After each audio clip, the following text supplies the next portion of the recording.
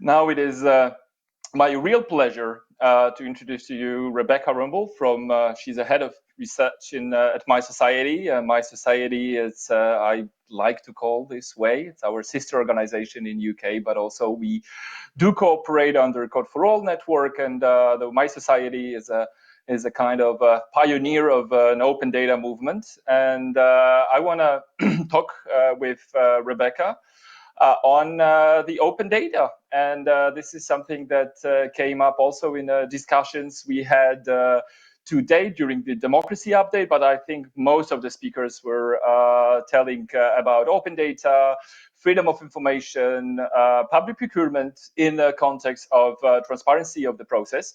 So warm welcome to Rebecca. Thank you that you are able to join us from UK, or actually you're still in Cardiff, I see. Cardiff, yes. Hello. So this is like we both kind of working in the open data movements and like for the years, and we've been discussing the issue.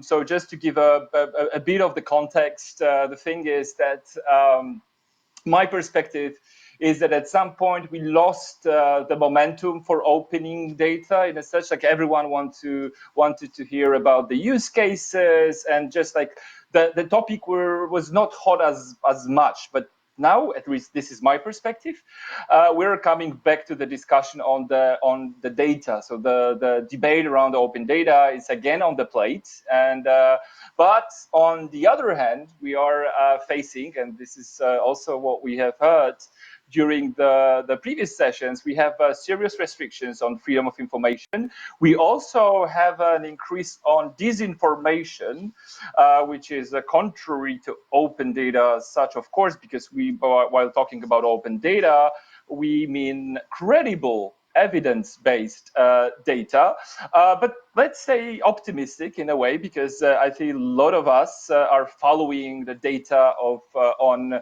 how the disease is being spread, what are the economical trends, and etc. So definitely the debate is open again. If my hypothesis that it was close at some point, it's true. But anyway, we hear a lot about data and freedom of information and transparency. But let me first confront my opinion with you. So is it a new opening for open data, you think? And if yes, to what extent? I think so. You're completely right. There was a dip in interest, I think, for open data for a few years there, after an initial enthusiasm by most of the sector that open data is the future. There was a reticence, I think, for people to invest in it, especially in terms of open data for open data's sake. If people couldn't really see the end product and see the impact, then they were very reluctant to kind of invest in that activity. And yeah, obviously, with this current crisis, you're able to look at things and say, well, actually, if we had invested a little better in open data, if we had done a bit more work there, that maybe we couldn't have seen the end product, but if we'd actually done that kind of very basic, kind of boring almost open data infrastructure work, would we have been in a better position at this point with, in context of the crisis that's going on?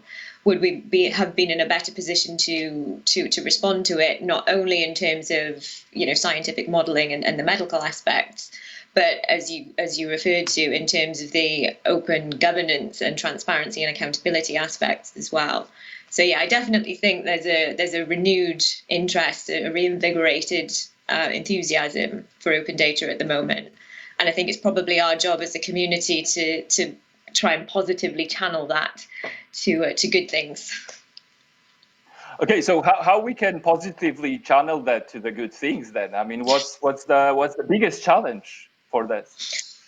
Again, as you said, as you said in your introduction, there are big challenges and barriers to surmount. There's obviously the very structural governmental side of things, where there's an attempt to use this crisis as a power grab and to reduce freedoms and transparency and right to information.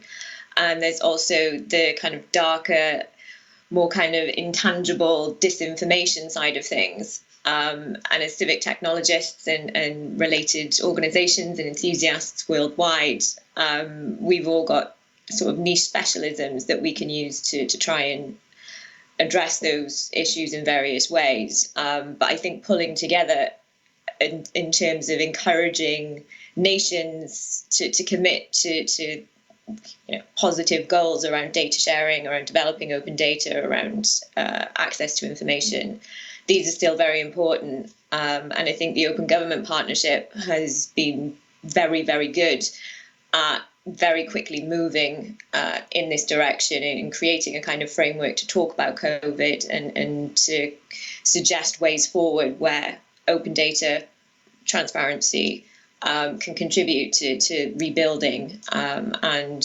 developing new ways of working in the future that can tackle some of these things. And from the very concrete things that we see now, was what people doing in a civic tech, but maybe more widely when it comes to the usage of open data. I mean, what you can see as a researcher, as a person who is in the community for such a long time, new trends or any special focus? It's a bit strange, actually, because it's very difficult to mobilize quickly. There was obviously a very quick knee-jerk reaction by a lot of civic technologists and people interested in this area, looking at things like contact tracing, mapping, where you can get help, health resources, those kinds of things. So that was pretty quick to kick off, and it happened in quite a lot of countries with varying success. Obviously, there are significant privacy issues when those things get scaled and taken on by government. But I think also there's an awful lot of things that have been going on for years and years and years that could have been so much more useful now if they'd been better supported, better funded, better taken up by national governments. So I think there's a little bit of a tension there between all of a sudden people wanting to do something specific to help with the COVID-19 crisis. But actually, one of the best things that those people can do is continue along the kind of path that we've already been traveling for many years, which is just better all-round accountability, all-round transparency, all-round open data standards, and data sharing where it's appropriate. So yes, there's definitely with funders at the moment, I think there's a tendency for them to say, right, we definitely want to pivot all of our funding towards tackling COVID-19 and the various issues that brings up. But actually, an awful lot of the stuff that we were already doing, I think a lot of that still remains the best way forward. Yeah, I mean, that's a really good point, because we've discussed that for many years, I would say, also that the civic tech and the open data needs sustainability. It's not just a project that adds with the support of the funder, but this should be a sustainable process.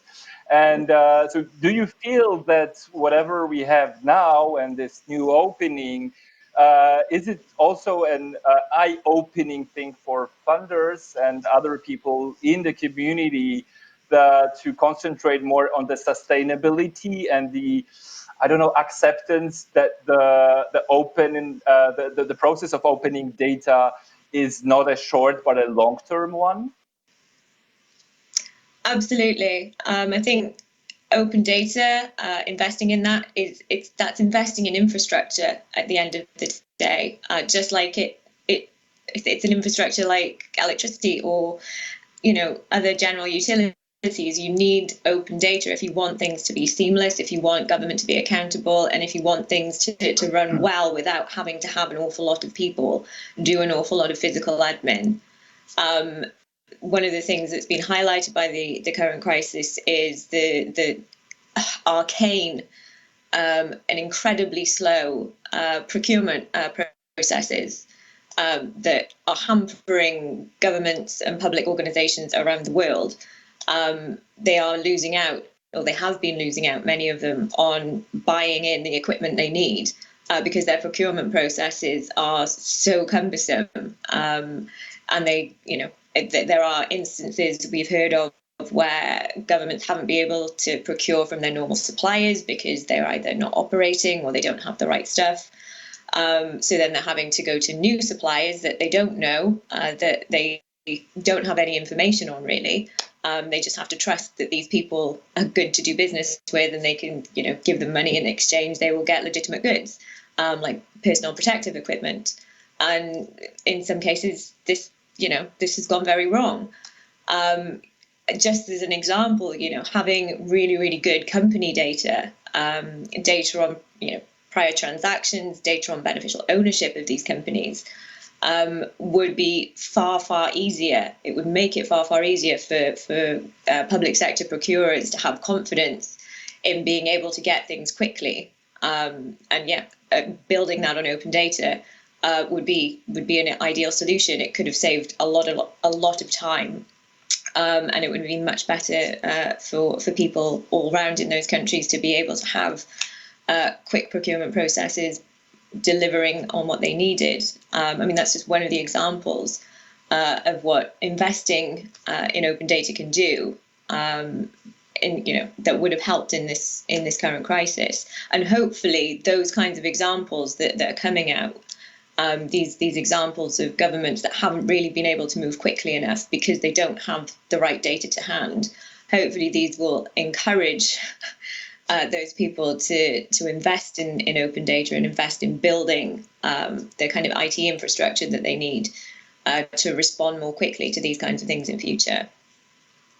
Okay, so I do understand that you remain optimistic that not finally, because there were and are good governments dealing with open data, but optimistic that actually the public officials will see the personal interest in opening data, because it does support their work. Because we all always had this democracy narrative that you have to be transparent, blah blah blah. It's super important in a way, but also myself as a former public official, I know that at the end of the day, what can convince me is that my work will be more effective. So this is the case now. This is what you're saying, yeah. I think so. I think it's a powerful narrative that wasn't there before, and I think it's one of those things, you don't want to be callous, but never waste a good crisis. At the end of the day, this is something that we can point to and say, look, if this had been in place, you would have been able to do this much easier, much cheaper, and it would have been not only good for you, but for your citizens as well. So it's a very easy example to say, look, it's not just transparency for transparency's sake. It's not a nice to have thing. In times of crisis, this is the difference between you getting the equipment you need and not getting the equipment you need. Which can have, severe democratic and political ramifications as time goes on. And I think it's up to us as a community to keep pushing that message that, this, as I said earlier, these themes that we've been working towards so much over the last 10, 15 years, openness, accountability, transparency, access to information, good quality open data. A lot of it's really boring work making good open data. It's not the sexiest thing to do, but it's really, really beneficial in these kinds of times, and we need to continue down that road. My biggest fear is that there will be a knee-jerk reaction by governments or by funders in this space that says we just want to do stuff about COVID-19, and that will mean that people are kind of scrabbling to do quite novel but not necessarily sustainable projects, whereas actually doing a lot of the work that we're already doing will help contribute to these kinds of things in future.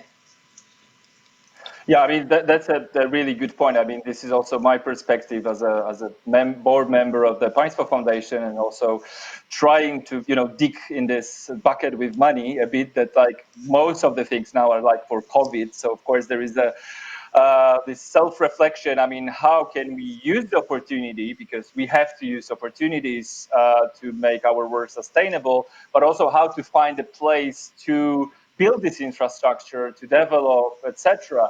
So this is a really good point, I think, also not for myself and my organization, but for a lot of people who are listening to us. But we have some more time also to talk about some risks, because also like open washing, which is a phenomenon we know for years, and the same we have a very serious problem with such things as transparency in public procurement, for example, and freedom of information in general. Don't you have this fear that at some point the open washing will be boosted because we'll get a lot of data on irrelevant or not so important stuff, and we will, like, a lot of people will be happy, a lot of data, but not meaningful as much for development of democracy? Definitely, and this is not something this is not something new. Governments that are reticent to be properly transparent have been doing this for years.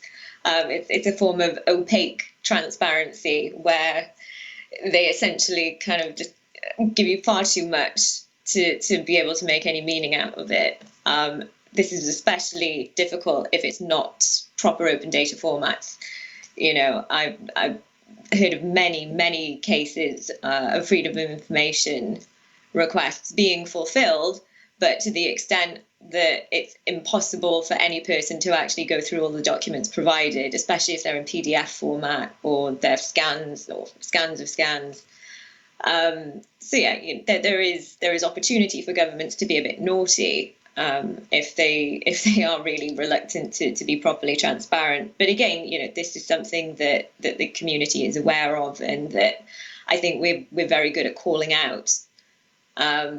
So yeah, I think again, vigilance all around is necessary in these things if governments are seeking to kind of subvert the principles that we're trying to develop.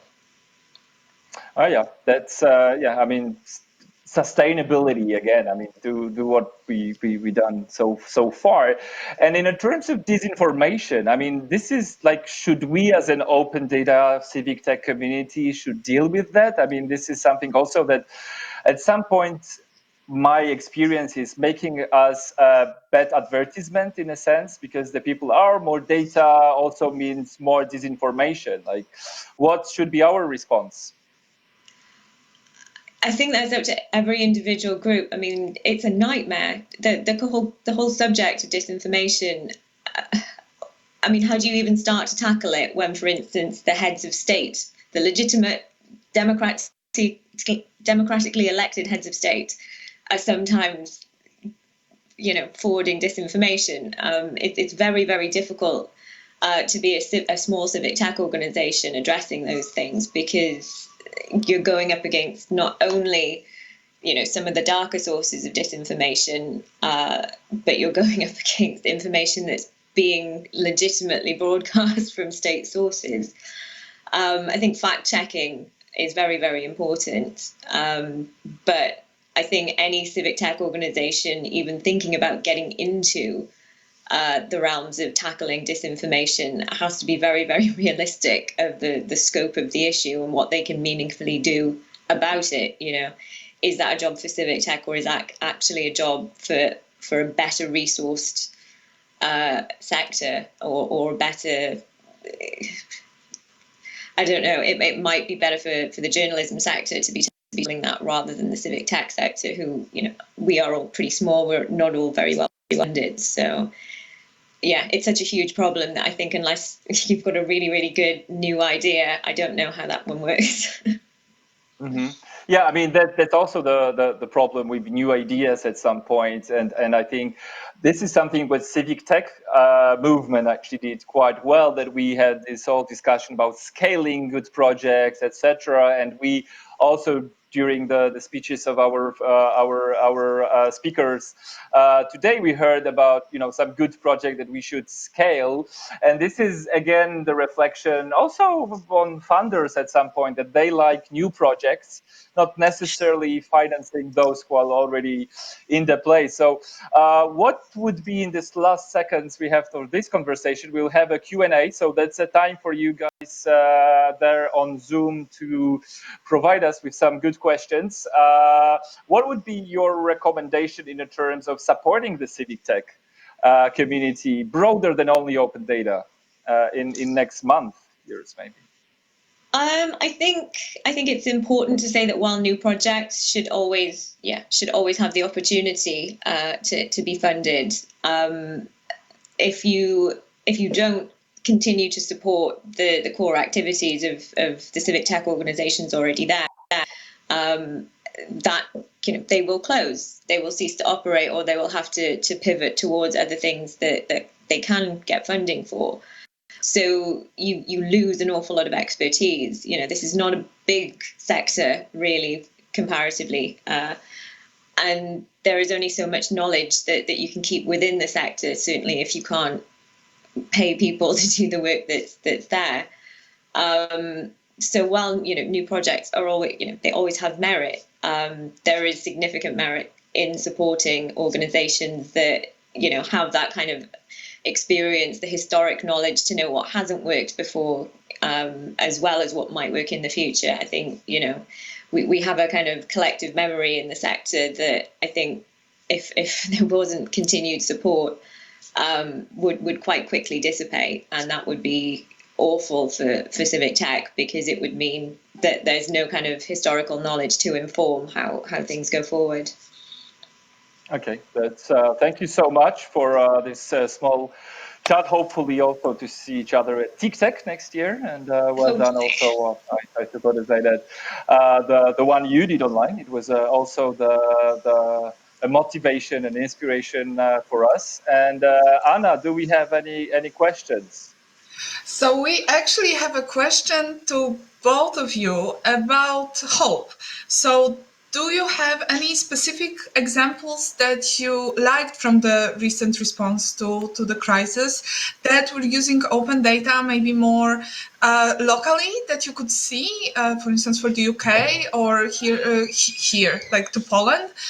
So Kelly shared her favorite examples, and maybe you have something that was using open data and really provided support in fighting the COVID.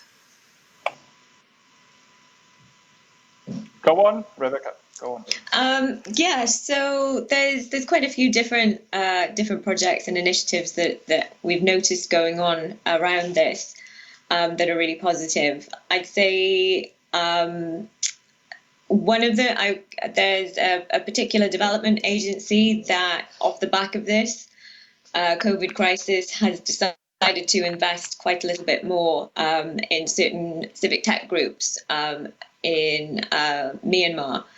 And that's been really, really positive, because those groups have struggled to get the kind of the support and the human resources they needed to actually do a lot of what they'd hoped to do. And this has actually pivoted their attention to, okay, we need to shore these people up. We need to connect them with Parliament better. We need to make sure they have the resources, because they have the agility to move a lot quicker than a lot of the state institutions. So that was a really positive, encouraging thing that we've seen recently, is that it wasn't a knee-jerk reaction that said, we just want to fund something that's going to solve COVID. It was, right, okay, what's really needed is supporting these civic tech organizations, because they are the people that are going to help the Parliament and some of the other public institutions through the crisis. The other things that we've seen are a lot of charities that aren't necessarily that technical, embracing digital a little bit more and trying, reaching out to the civic tech community to look at solutions that they might never have attempted before, because pre-COVID, this was not a big thing on their agenda, being able to kind of communicate and deliver services online because people always came to them. So it's really encouraging to see other charities that are completely outside of our civic tech bubble kind of coming in a little bit and trying to figure out, okay, how can we do this? How can we do this digitally? How can we do it cheaper? Is this something for the future? So I think that kind of charitable sector as well is going to be taking a big leap forward as a result of COVID, which I think is a positive thing. Definitely, thank you for mentioning that maybe the capacity building for organizations will go through like how to work with social media. It will also cover open data as an emerging solution for many organizations in advocacy. Krzysztof, your thoughts? Yes.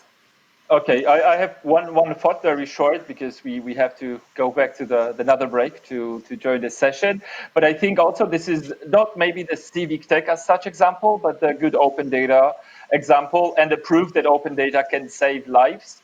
So with all this emerging debate that we are having on the data as such, is I think the new opening for the scientific data, and this the debate and actual working and performance of work on vaccines against COVID in a sense, and the whole debate on opening scientific data.